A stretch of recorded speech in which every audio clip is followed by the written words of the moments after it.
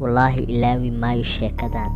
Sheekadan waxay igu dhacday haweenada ka mid ah. Waxaan la joogay xaaskeyga. Habeenimadkii anigoo guriga jooga ayaa xaaskeyga waxay igu tiri wax cunto ah nooma yaalo, way naga dhammaadeen. Waan ka soo dhaqaaqay guriga oo gaarigeyga ayaan soo qaatay. Habeenimadkii waxaan u soo baxay dukaanka lagu iibiyo cuntada. Ugu dambeyn waxaan soo gaaray supermarket oo gaarigeyga ayaa banaanka ku baakimay. Gaarigii markaan kasoo degay ayaan waxaan arkay qof gambanaya oo meesha qashin ku gambanaya. Kadibna waa naxay. Haween ayay ahayd, baraf ayaa da'ay habeenkaas. Markaan sii fiiriyay waxay ahayd gabar sii jeeda oo ayada dhan dhiig ka daadanayay. Ilkeeda xataa markii i fiiris xataa dhiig ayuu lahaa. Aniga aad iyo aad baan u naxay. Waxaan sameeyana waan garan waayey.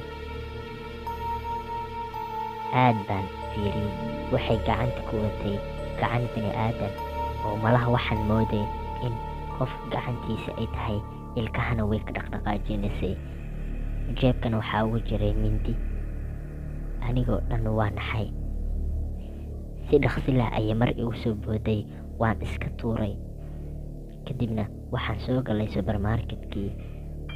Waxaan ku dhahay qofka jooga supermarketka, walaal qof baa banaanka jooga oo halis nafteeda geliyey, ii dulqaado. Waxaan ku dhahay bal booliiska wac si aan qofkan isaga qabano. Aniga aad iyo aad baan u naxsanaa qofkaas, mana dareemi karin sababta aniga ii beegsanayo. Waxaan ku dhahay qofka dukaanka jooga waa kaa qofkaas weeye, miyaad taqaana ayay igu tiri. Kadibna waxaan ku dhahay maya. Aad iyo aad baan u fakaraa. Ugu dambeyn waxaa imid booliiska oo su'aalo ayay iga weydiiyeen. Waxay ku dhaheen miyaa aqoon u leedahay?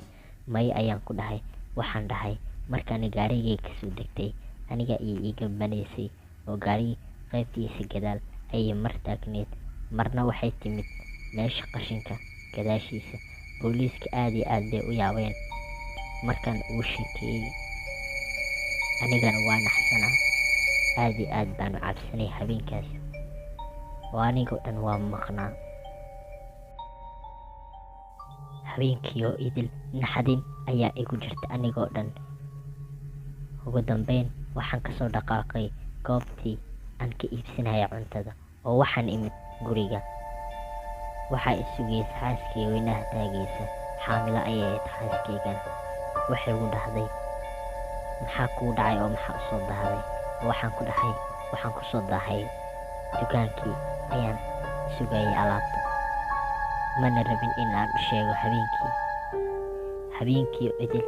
Sheekadaas way igu soo noqon.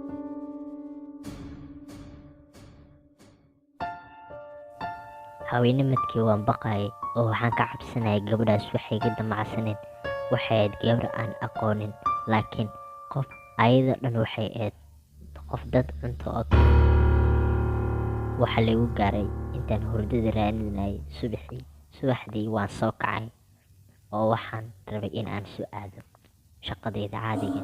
Mar waxaan jeebkayga ku arkay wax aan garan karin. Waan huba aniga ma gelinin waxaas. Mar walbana waan cabsanayay. Waxaa la gaaray xilliga aan bixi lahaa oo xaaskeyga ayaa markaa banaanka gurigaygu macsalaamaynaysay. Kadibna aniga wax ma u sheegin xaaskeyga.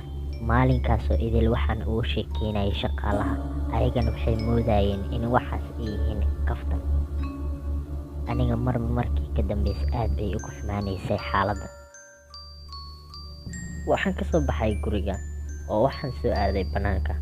Intaan banaanka joogay waxaan la sheekaystay asxaabteeda.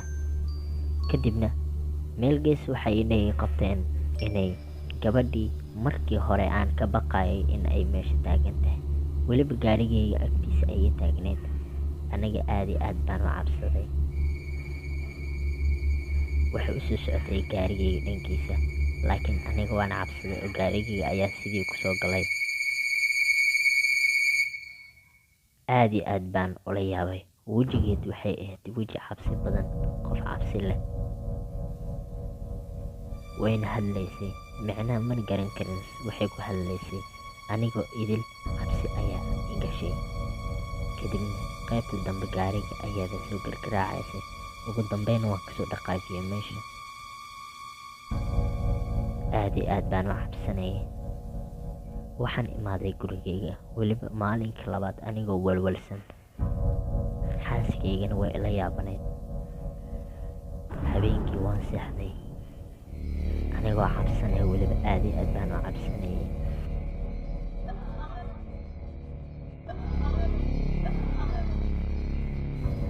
Mar waxaan arkay in qof ii soo socdo